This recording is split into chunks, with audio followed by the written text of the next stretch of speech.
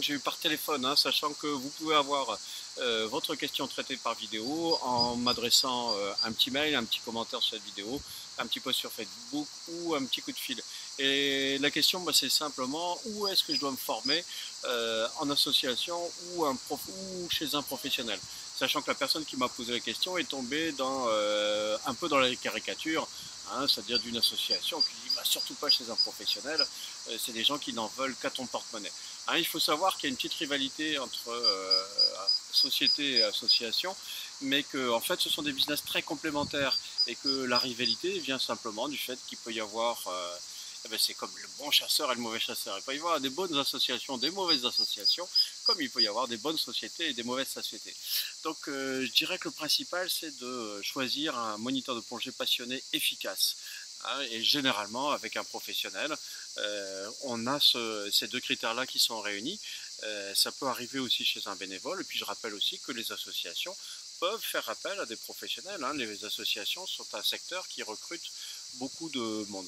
Là où le bas blesse, hein, c'est quand on est au mélange des genres, hein, c'est-à-dire une association qui est là pour faire de l'argent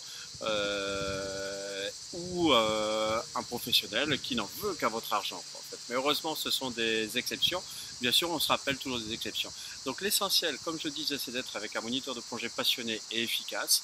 Hein, il est clair qu'il peut arriver dans les associations que les moniteurs bénévoles qui sont là pour se faire plaisir puissent prendre beaucoup de temps pour faire les formations, ce qui vient un peu réduire l'efficacité d'une formation qui pourrait être faite plus rapidement et plus efficacement.